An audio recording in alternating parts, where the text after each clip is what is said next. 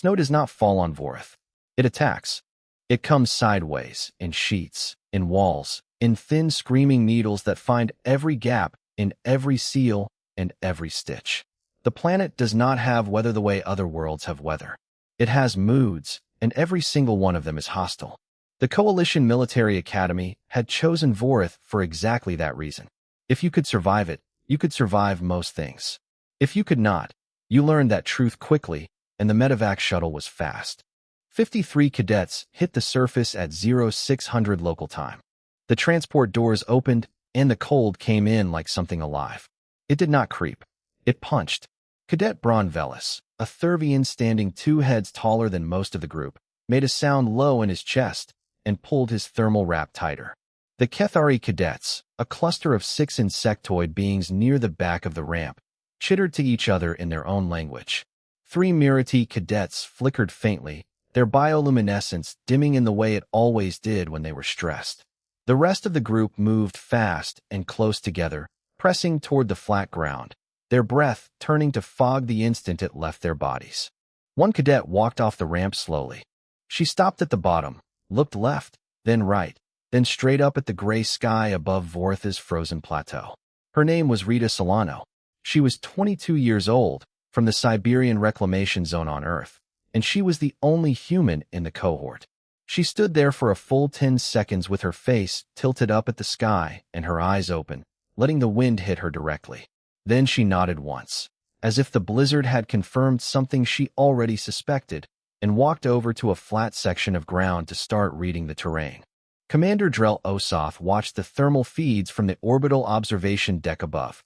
He was Zelthari, 4 arms, a wide flat face, and a career built on evaluating the limits of soldiers from a dozen different species. He had run the blizzard trial 6 times.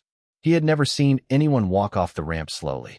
Beside him, Admiral Sura Mel folded 2 of her own arms and said nothing. She was watching the same feed. Down on the surface, the group was already fracturing. Braun Velis had taken point without asking. That was his nature. Thurvians led from the front, and when there was no appointed leader, the largest and loudest Thurvian in the room became the default one. He pulled out his mapping device, called up the route to checkpoint 1, and announced that the group would march immediately. Every hour of delay was an hour of cold, he said. Movement was warmth. Standing still was death. Rita looked up from the ground she had been studying. She said, quietly, that the direct route to checkpoint 1 crossed open plateau for nearly 2 kilometers, and the wind on open plateau at current speeds would pull heat from any living body at a rate that would cause serious problems within the first hour. She suggested the ridge line to the northeast. It was longer by about 20 minutes, but the ridge would cut the wind by more than half. Braun looked at her. He had the expression of someone who had heard a piece of furniture speak. He said the ridge added distance. Distance in a time trial was the enemy. He said they would march the direct route. Cadet Lisa Fawn, one of the Mirati, moved quietly to Rita's side. Her bioluminescence pulsed soft and slow. She had been watching Rita since the ramp. There was something in the human that she could not name yet, something steady and low like a warm coal, and in her experience, that quality in a person was worth staying near. The group moved out. Rita went with them, adjusting her pack straps, not arguing further. For the first 30 minutes, the march was hard but manageable. The cadets moved in a rough column, leaning into the wind, boots crunching through the top crust of snow. Braun set a hard pace. He was strong and determined and completely wrong about the wind. By the 45th minute, it had gotten bad. The open plateau gave the storm nothing to push against. The wind came across it like a flat hand.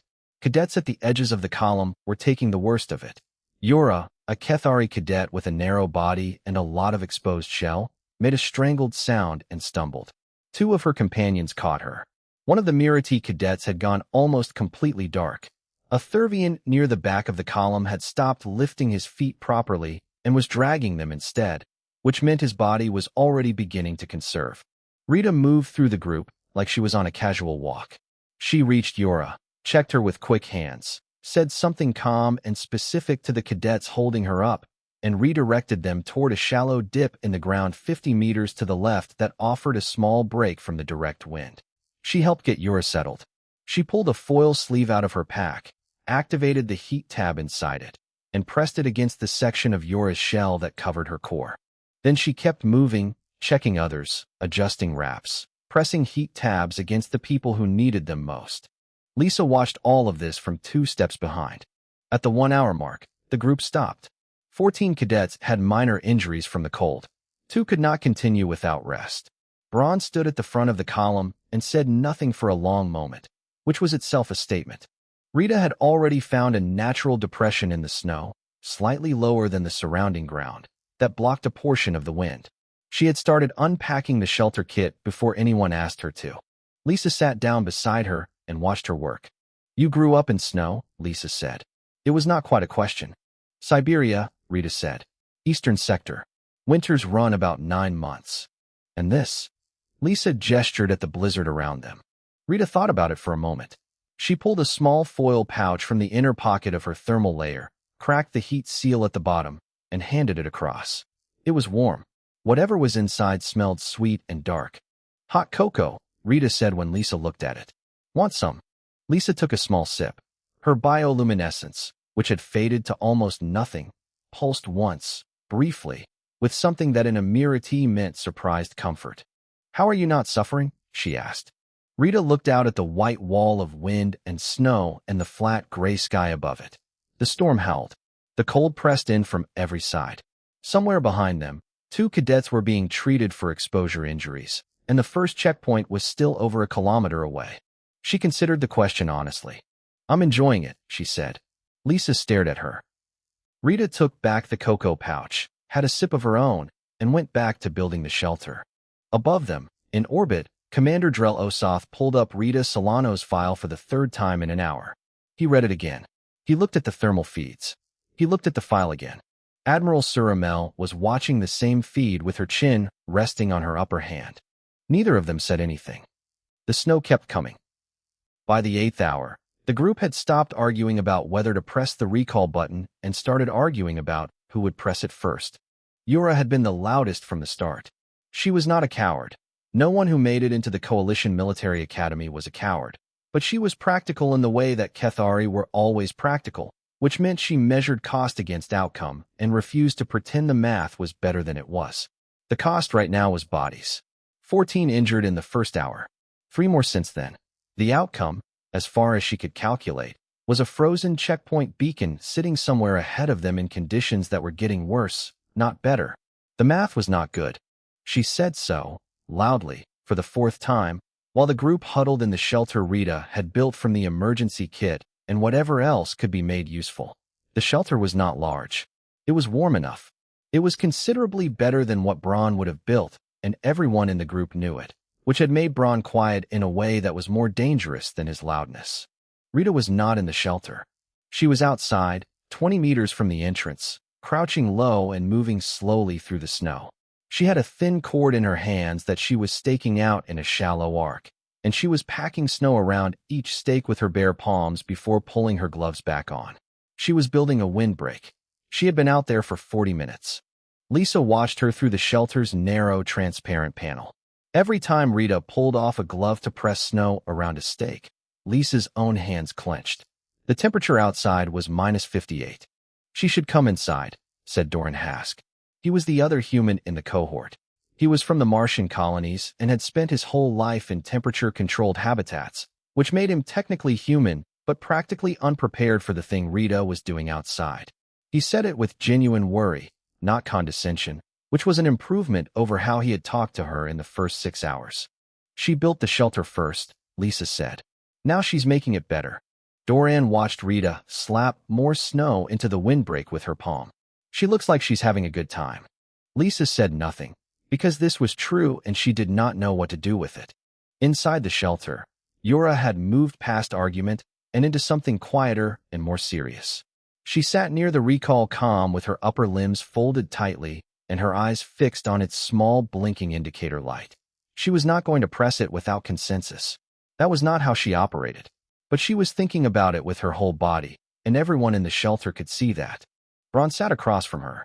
He had said almost nothing since the march failed. His pride was not a small thing. Thurvian pride was never small, but he had enough intelligence to know that silent pride was better than loud pride, when you had made an obvious mistake and people were suffering for it. He watched the recall comm too, but his jaw was set and his hands were still. Rita came back into the shelter. She stamped snow off her boots, pulled the face sealed down off her nose, and looked around at the group with the calm, assessing expression of someone counting inventory. The windbreak will hold for about 4 hours, she said. After that, I'll need to repack the north side. The snow structure is loose up there. She unslung her pack, sat down cross-legged, and began setting up a small heating coil from the kit. Is anyone's hands or feet still numb? Not cold, numb. There's a difference. Numb means the blood has stopped moving properly, and we need to fix that now, not later. 3 cadets raised limbs. Rita went to each of them in turn, methodical and unhurried, doing what needed to be done. She showed 2 others how to help, so the process went faster. On the orbital deck, Commander Drell had pulled Earth's file. Not Rita's file. Earth's file.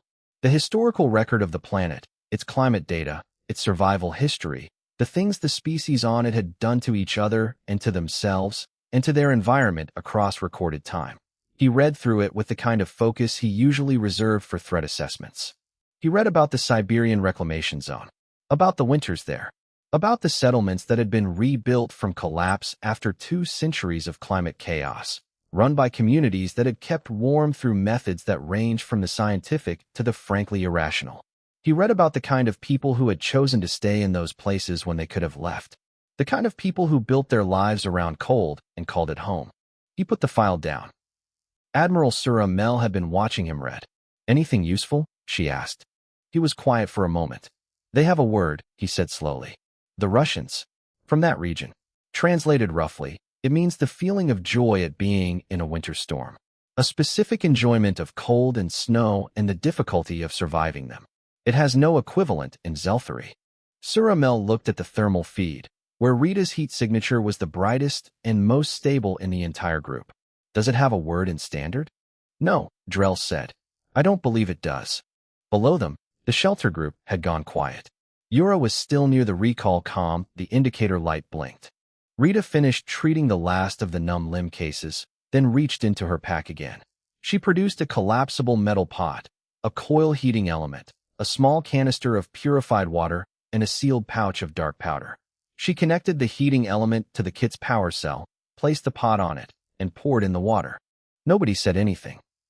When the water was hot, she poured in the powder and stirred it with the thin handle of her emergency tool. Then she pulled out a separate bag. Small, white, soft-looking objects inside. She tore it open and dropped a handful of them into the pot. What is that? Lisa asked. She was already leaning forward. Marshmallows, Rita said. Lisa looked at the bag. What are marshmallows? Ancient human technology, Rita said, and she began pouring the hot chocolate into whatever containers the group had available. Nobody pressed the recall button. On the orbital deck, Commander Drell watched 53 thermal signatures cluster around a heat source the size of a cooking pot, slowly stabilizing, slowly growing steadier. He watched them for a long time without speaking. Then Admiral Sura Mel said, very carefully, Commander, she's keeping them alive with confectionery. Drell looked at the feed. He looked at his own 4 hands, which were cold even here on the orbital deck, even in the heated station. He did not have a response to that. He just kept watching. Down on the surface, Lisa held a small cup of something warm and sweet, with a white object dissolving softly on top, and she thought that she had never in her life encountered anything quite like the human sitting across from her, who had built a windbreak with her bare hands, and then made hot chocolate, and was now checking the shelter seams for gaps with the same calm focus she applied to everything else. The blizzard was still going. Rita didn't seem to notice. Checkpoint 1 was a gray metal beacon half buried in snow, blinking a slow amber light at the top. It should have been a moment of relief. Instead, it was a wall. The ice bridge that was supposed to cross the canyon beyond the checkpoint was gone. It had been there on the survey maps. It was not there now. What was there instead was a 30-meter gap in the ground, straight down, with walls of blue-gray ice on both sides and a darkness at the bottom that none of them looked at for very long. The official trial route crossed that bridge. Without it, the route ended here. Yura looked at the gap, then at the recall comm in her hand, then at the gap again. She had been carrying the comm since hour 6, which was not against the rules but was not exactly subtle either. Several other cadets were looking at her the way people look at someone holding an umbrella when it starts to rain. Doran Hask walked to the canyon edge, lay flat, and looked down. He came back up and said that the walls were climbable in theory, but the angle on the far side was bad and the equipment they had was not enough for a safe descent and ascent with 53 people. He said this with the tone of someone who had done the math carefully and was confident in the conclusion. His confidence was not unfounded. The conclusion was also not wrong. Rita was not looking at the canyon. She was looking at the walls. Not the walls of the canyon itself, but the face of the cliff above it. The ice formations where the blizzard had been packing snow against the rock for what looked like years, the pressure ridges in the ice shelf on their side of the gap, the way the snow had built up in layers on the far edge. She stood at a slight distance from the group, and she looked at all of this for 4 minutes without moving or speaking. People noticed. They did not interrupt. After 4 minutes, she turned around and said, "We can cross." Doran said, "The equipment is not enough for." "Not that way," she said.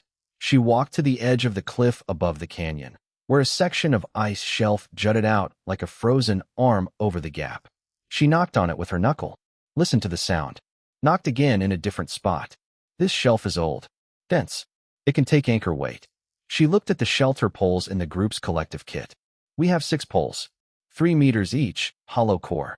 The emergency thermal cord has a rated load of 400 kilos dry. Higher in cold because the fibers contract and bind tighter. She looked at the group. We build a traverse line. Clip to it.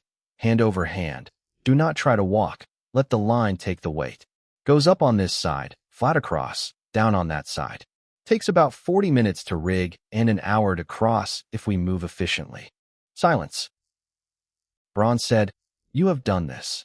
It was not a question. He had been watching her carefully since the morning, with the specific attention of a person reassessing a previous assumption. "Siberian lakes," she said. "The ice sheets crack in spring. You can't always go around. My grandfather showed me how to cross." She was already pulling poles out of the kit, laying them flat, beginning to work out the geometry of the anchor system with her hands before she said another word about it. Braun watched her for a moment. Then he walked over and crouched down beside her. "Tell me what to carry," he said. On the orbital deck, Commander Drell had been quiet for a long time. He had the Earth historical file open again on the secondary display, but he had stopped reading it. He was looking at the footage of Rita rigging the anchor system, and he was thinking about something that had been sitting in the back of his mind since the first hour of the trial like a splinter he couldn't locate. He had evaluated hundreds of cadets over 30 years. He knew what good soldiers looked like under pressure. He knew what great ones looked like. Great ones were focused, capable, fast. They made good decisions, and they executed them well, and when things went wrong, they adapted. He had a mental model for that, built from 30 years of watching beings at their limits. What Rita was doing did not fit the model. It was not that she was focused. Focused implied that she was pushing against something, that staying calm was an effort, that the cold was a force she was resisting. She was not resisting. She was simply operating. As if Vorith at -60, with a blizzard cutting visibility to 15 meters and a canyon in the way and 52 struggling cadets depending on her, was a reasonable working environment. As if this were an ordinary situation that required ordinary competence. He pulled up her recruitment file for the first time since the trial began. Not her performance record. The early file. The one with the background intake data. Siberian Reclamation Zone, Eastern Sector. Born in a settlement of about 400 people. Primary school was shared between 3 settlement clusters and involved a daily travel route of 6 kilometers in winter, which children did on foot from age 7. Annual average temperature was -22. The settlement had experienced 2 total infrastructure failures in her lifetime, both in winter, both resolved by the community over a period of weeks without external support. She had listed, on the section of the form that asked about relevant outdoor experience, ice fishing, long-distance skiing, emergency shelter construction, avalanche safety, 2 mountaineering courses, and 1 season as a junior guide on a Siberian wilderness program for city children who had never seen snow. He had not read this section when she was admitted. He read it now. What did her grandfather do? Admiral Suramel asked, reading over his shoulder. Drell scrolled down. Found it. Search and rescue, he said. Mountain and ice specialization. 41 years of service. Suramel was quiet for a moment. Then she said, "So she learned to cross ice canyons from a man who spent 40 years pulling people off of mountains." "Yes," Drell said. And she listed it on her intake form. In the section for relevant outdoor experience, he confirmed, along with the fishing. Neither of them said anything for a while.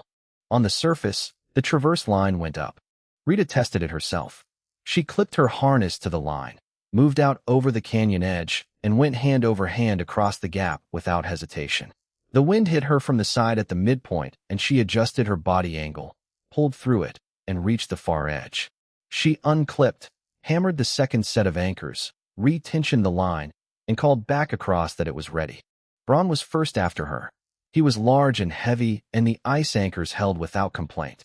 He crossed with considerable dignity, considering that he was a 200-kilogram Thurvian dangling over a frozen canyon on a cord made of thermal wrap material. When he reached the other side and unclipped, he stood beside Rita for a moment. "Your grandfather," he said. "Is he still living?" "Yes," she said. "He's 78. Still does summer rescues." Braun made the Thurvian sound that meant deep respect, which was low and resonant and felt in the chest more than heard with the ears. Rita took it at face value and went back to managing the crossing traffic. One by one, the cadets crossed. Lisa crossed with her eyes closed and her bioluminescence fully lit for the first time all day, burning bright gold in the gray air above the canyon. She reached the far side and opened her eyes and looked at Rita, and her light did something complex and fast that meant she was feeling too many things to name them in order. Yura crossed last. She crossed with the recall comm still in her hand. When she reached the far side and unclipped, she stood in the snow and looked at the canyon she had just crossed and the traverse line strung impossibly across it. And then she looked at Rita, who was already dismantling the near side anchors remotely via the tension line, so they didn't leave a safety hazard behind. Yura put the recall comm back in her pocket. She didn't say anything. She didn't have to. Rita finished clearing the line, coiled it efficiently, and stowed it back in the kit. Then she sat down in the snow, pulled out her personal log, not the recall comm, not the group comm, her private cadet journal that was monitored automatically as part of standard academy protocol, and she made a brief entry. She wrote, "Day 1, checkpoint 1 cleared. Traverse successful. Group in reasonable shape. Morale improving. Note for logistics. If supply shuttle is passing Vorith system in the next 48 hours, a resupply of small marshmallows to the extraction zone would be appreciated. Current stock is running low." She closed the log, stood up, and told the group they had 2 hours of reasonable light left, and they should use them. On the orbital deck, Commander Drell's personal comm chimed. The automatic monitoring system had flagged a cadet log entry for review, as it was required to flag all personal communications from active trial participants. He opened it. He read it. He put his comm down on the console. He looked at it for a long time. Then he said, without any particular expression, "She wants more marshmallows." Admiral Suramel was already reading it on her own display.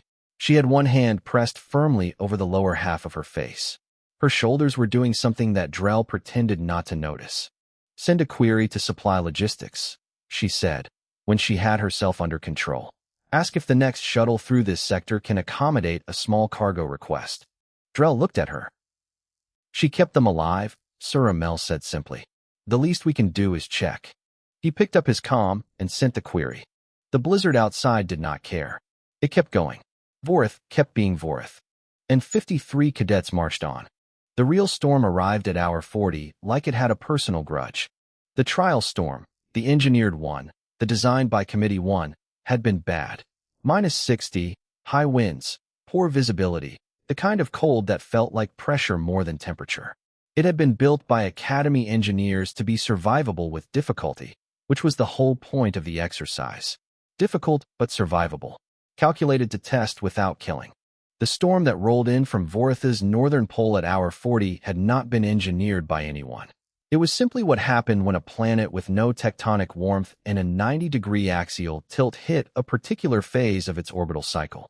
The northern mass of cold air had been building for weeks. Some minor pressure shift, had tipped it south. The temperature on the plateau dropped from -60 to -90 in less than 20 minutes. The wind went from bad to genuinely dangerous. 150 kilometers per hour at the gust peaks, which was enough to knock a Thurvian sideways if he wasn't braced, and Thurvians were not small. Visibility dropped to 3 meters. The horizon disappeared. On the orbital deck, Commander Drell triggered the mandatory recall immediately. Nothing happened.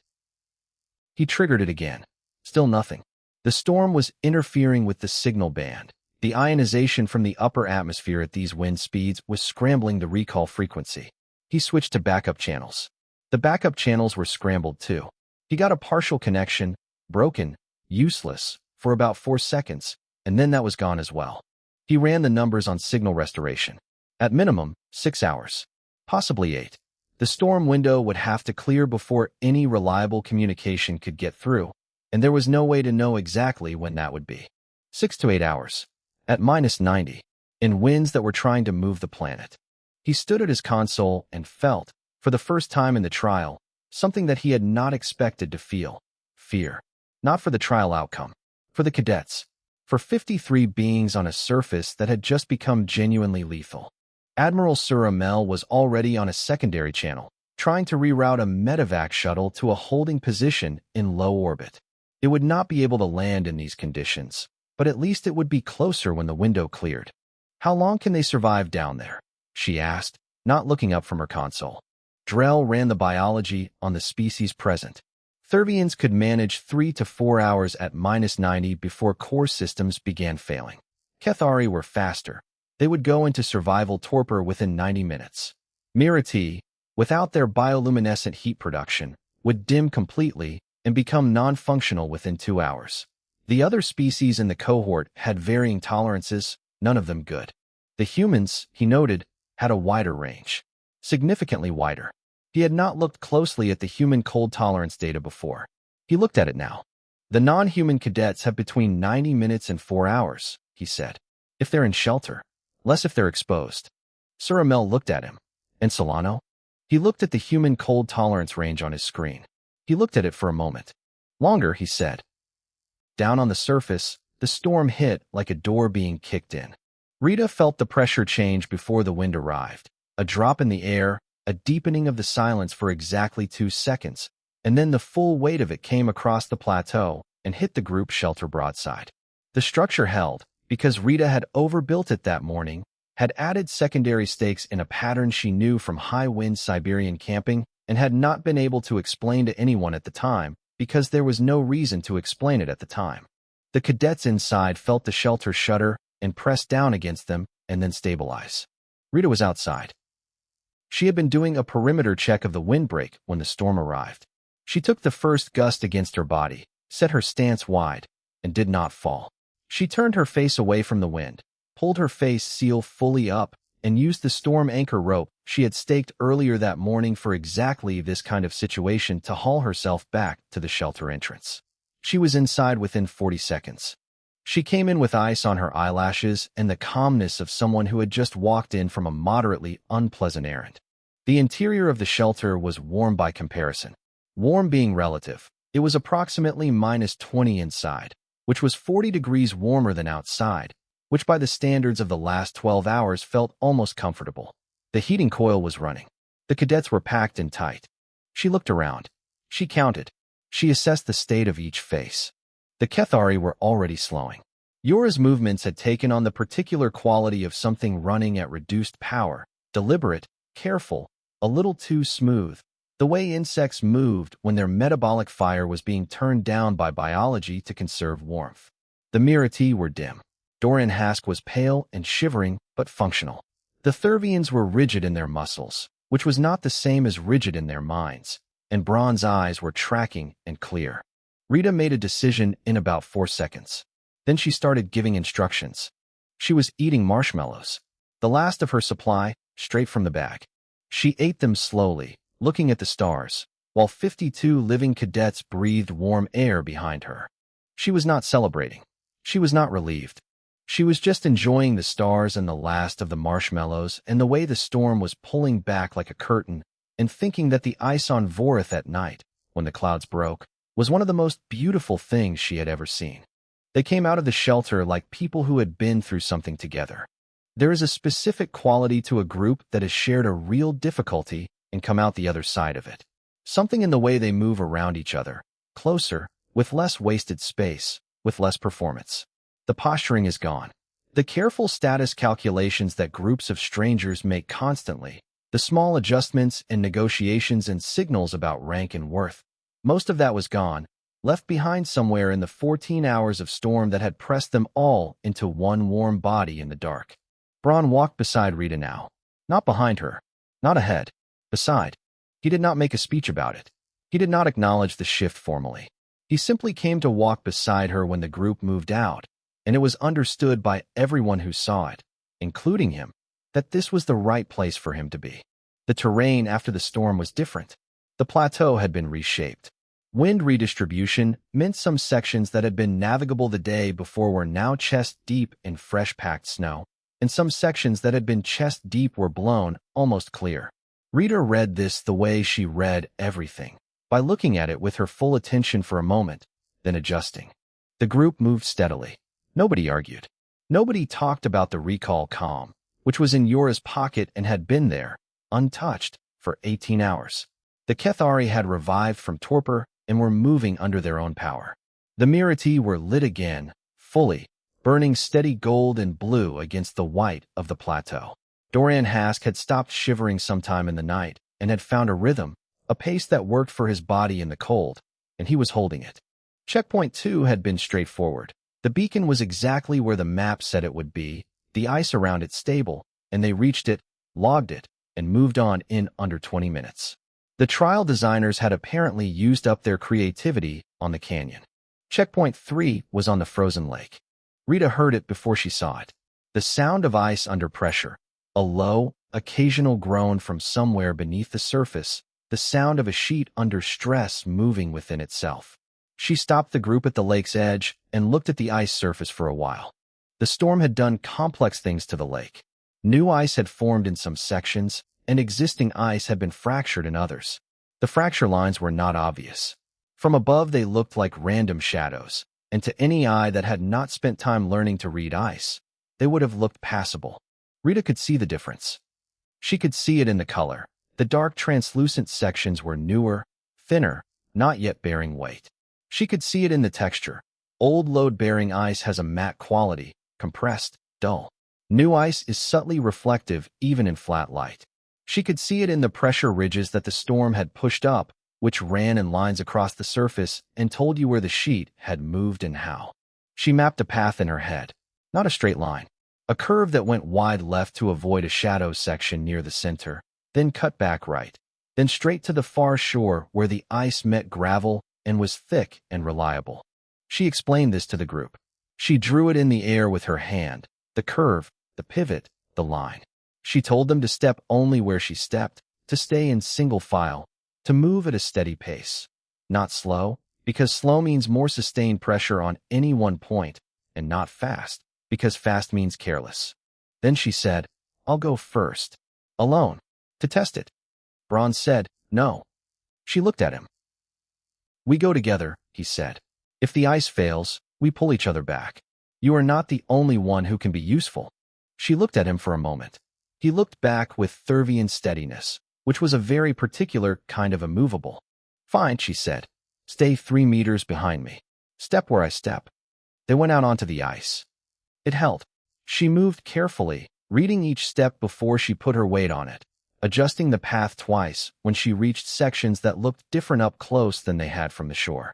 Braun followed 3 meters behind. Exactly, and he stepped exactly where she had stepped, and when she paused, he paused, and when she moved, he moved. Halfway across, Rita stopped. She went still, head tilted slightly, listening. The ice under her was making a new sound, not the groan of the whole sheet moving. Something smaller, closer. A tick, then another. The small sounds of a section beginning to decide how it felt about the weight on it. She did not move quickly. Quick movements add force. She shifted her weight slowly, deliberately, redistributing it toward her left where the ice color was slightly more matte. The ticking stopped. She let out a slow breath. Then she turned toward the shore behind her, where 51 cadets were watching in complete silence, and she cupped her hands around her mouth. "We're fine," she called out, across the ice and the wind. Watch the center right section when you come through. Step left around it. About 3 meters left. You'll see where my footprints go. A pause. Then, from the shore, Braun cupped his enormous hands and called back. Are you not afraid at all, Solano? The wind carried it perfectly across the ice. Rita thought about this. She thought about the ice under her feet and the gray sky above her and the 51 cadets watching from the shore and the 200 meters of frozen lake still to cross. She cupped her hands. I'm afraid of paperwork, she called back. Ice is fine. It took a moment. Then, from the shore, improbably, there was laughter. Not polite laughter. Real laughter, the kind that comes out of people when they've been through too much and something catches them exactly right, and the relief comes out in a single direction. Kethari chittering and Thurvian rumbles and Mirati high-frequency pulses and Doran Hask's thoroughly human laugh, which was louder than anyone expected, all of it mixing together and rising up over the frozen lake into the pale gray sky above Vorith. Rita smiled under her face seal, where nobody could see it. Then she turned around and kept walking. They crossed the lake. Every one of them. She stood on the far shore and watched each cadet step off the ice on his solid ground. And she made a small internal note for each one. Yora's footwork had been excellent. The Mirati had moved beautifully. Braun had been so careful he had barely made a mark. The extraction zone was 700 meters ahead. They were 2 hours early. She told the group and felt the shift move through them. A lightning, a release of something held for a long time. Yora made a sound that was the Kethari equivalent of a sigh. One of the Mirati pulsed white gold for 2 full seconds, which was the bioluminescent equivalent of a shout of relief. They started toward the extraction zone. At 400 meters out, Yura fell. She did not stumble. She did not trip. She simply went down, all at once, in the way that bodies go down when something internal stops cooperating. Rita heard the sound before she turned, the particular quality of a sudden collapse in snow, and she was moving before the thought was complete. She reached Yura in 4 seconds and went straight to work. Yura's breathing was wrong. Too fast, too shallow, with a catch in it that Rita recognized from her wilderness first aid course as respiratory distress rather than cold. This was different. This was a biological system under too much accumulated stress, finding the threshold it could not cross. Rita had her comm out. She switched it to the emergency medical frequency that the recall comm shared and spoke into it clearly and fast, giving Yura's species, current symptoms, their coordinates, and her assessment of what was happening. She kept her voice flat because flat voices on emergency channels get better results than scared ones. She had been told this by the instructor of the wilderness first aid course and had never forgotten it. Then she started assisted respiration. She had learned the technique for 4 species during the course, on the theory that you never knew who you might be helping, and Kethari was one of the 4 because the instructor had said their respiratory system was one of the most vulnerable in cold environments, and anyone going to Vorith should know it. She counted. She maintained the rhythm. She did not stop. Braun crouched beside her and asked what he could do. Keep the others back, she said without looking up. Give her airspace. Talk to her. She can still hear. Use her name. Keep her connected. Braun did exactly this. 22 minutes. That was how long it took for the medevac shuttle to come down. Commander Drell had rerouted it the moment Rita's call came through. It had been in low orbit holding position, and the storm window had cleared enough for a descent, and Drell had not hesitated for a single second when the transmission hit his board. The shuttle came down hard and fast, kicking up a wall of snow, and the medical team came out at a run. Rita sat back in the snow and let them take over. Her arms were tired. Not shaking tired, just the ordinary tired of muscles that had been working steadily for 22 minutes. She looked at her hands for a moment, which was something she did sometimes when she needed to make sure everything was in order. Her hands were fine. The medical team loaded Yura onto a stretcher. One of them looked at Rita and said, "Good call. Good timing." Then they were back on the shuttle, and it was lifting. The extraction zone was 300 meters ahead. Rita stood up. She looked at the shuttle rising into the gray sky. She watched it until it was a point of light. Then she looked at the group, 52 cadets, all of them looking back at her, nobody moving. "Come on," she said. They walked the last 300 meters together. Rita was at the back of the group, not leading, not following, just walking alongside, which was where she had always been most comfortable. The extraction beacon was ahead, amber light blinking steady, and the clouds above Vorith were doing something they had not done at any point in the last 70 hours. They were parting, slightly, in a gap of blue that let through a slant of pale light that made the whole plateau glow silver for a moment. Braun, near the front of the group, stopped walking for a second and looked up at it. Then he kept walking. Rita kept walking too. At the extraction zone, she was the last one to step onto the platform. She stood there for a moment with her back to the group and looked out at the plateau. The ice, the snow, the broken terrain, the distant shimmer of the frozen lake they had crossed, the smudge of the canyon they had bridged, and beyond all of it, the horizon where the blizzard was still running, still going, still being exactly what it had always been. She breathed in once, slow, letting the cold air fill her completely. Then she stepped aboard the waiting shuttle, and the door closed behind her. The debrief hall in the orbital station smelled like recycled air and floor wax, which was the smell of every official room in every coalition facility that Rita had ever been in.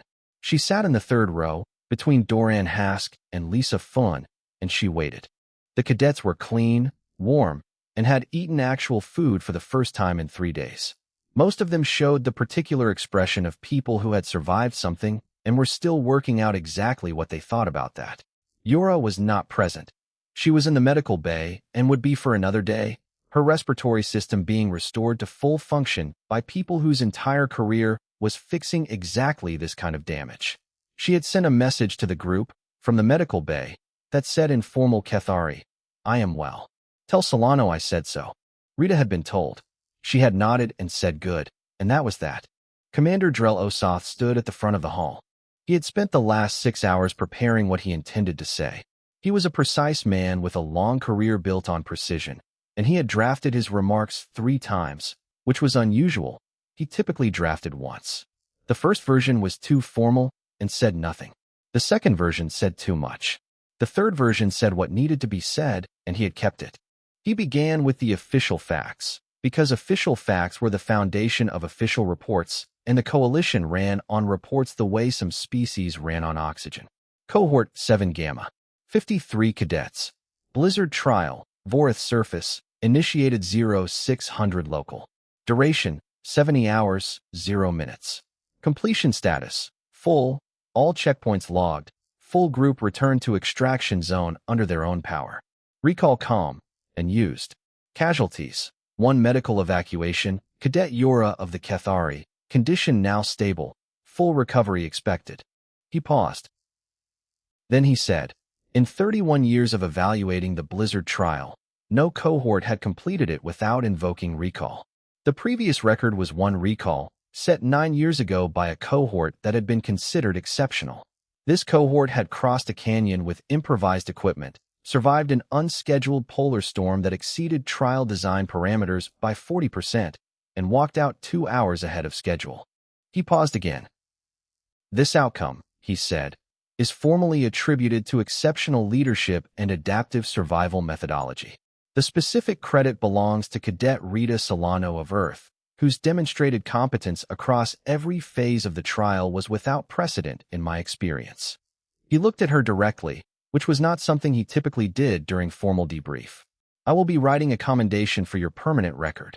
I will also be requesting that the Academy curriculum include a winter environment practical module to be developed in consultation with human survival training specialists. He held her gaze. This cohort needed knowledge it did not have. I intend to ensure the next cohort has it. Rita said, yes, sir. That was all. She did not add anything. She did not look embarrassed or proud.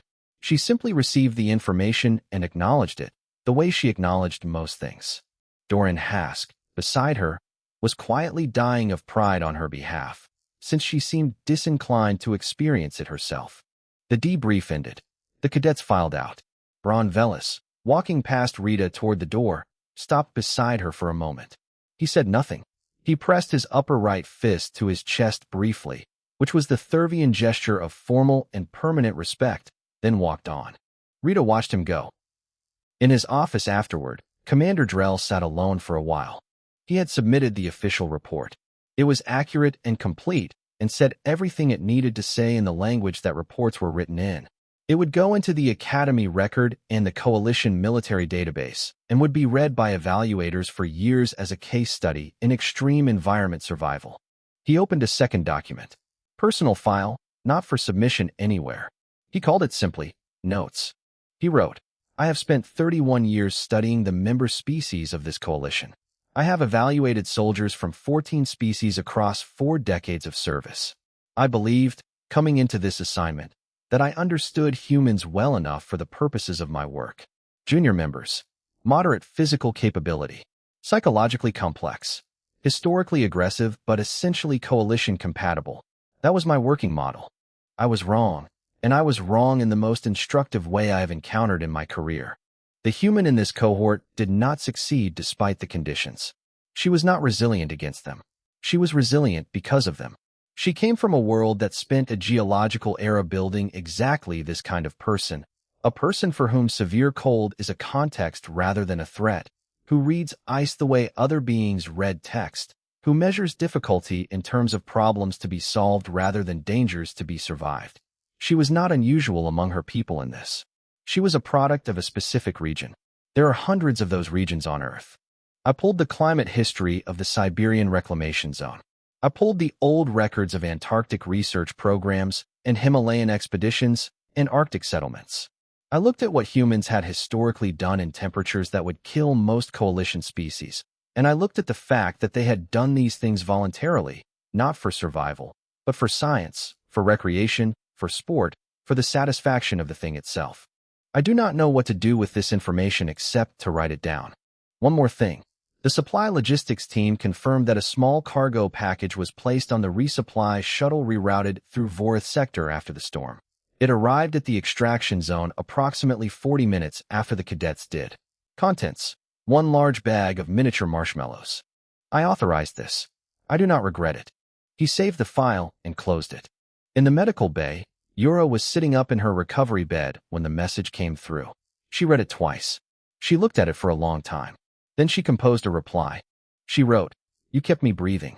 I had voted to end the trial. I voted to leave. You kept me breathing anyway. I don't know why you did that. I am trying to understand it. Thank you. She sent it.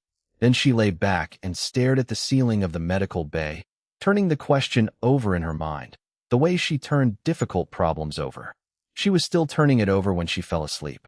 In her own bunk, in the cadet quarters, Lisa Finn sat at her small desk and opened her research notes. She had been keeping them in a personal file for the last 3 days, adding to them between events when the moments allowed, which was not often but was enough.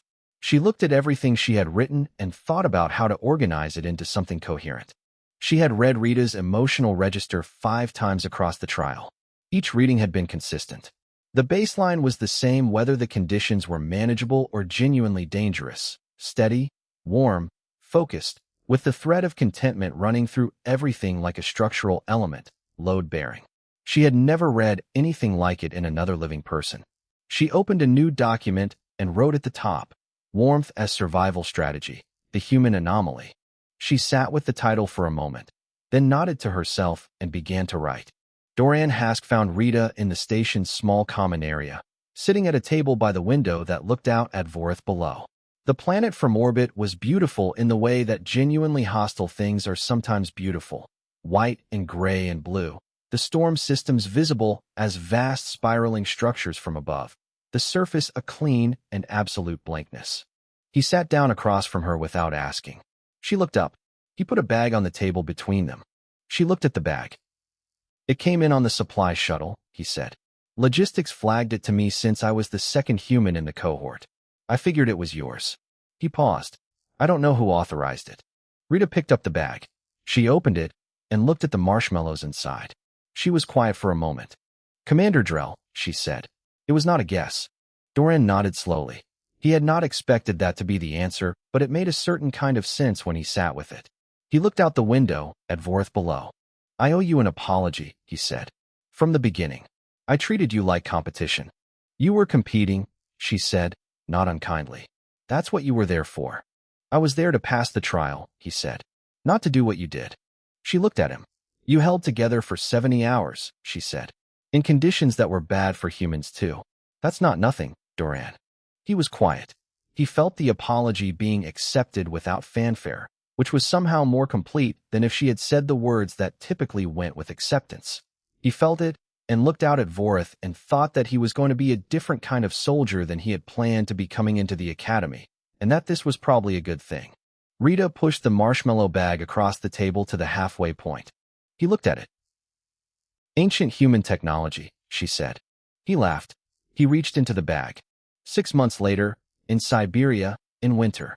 Rita had been home for 2 weeks, which was longer than her usual leave, and she had used it the way she always used leave in Siberia, by being outside as much as possible, by relearning the specific qualities of the snow in her specific valley, by doing the long route across the ridge that her grandfather had taught her as a child and that she had been doing, in one form or another, for 15 years.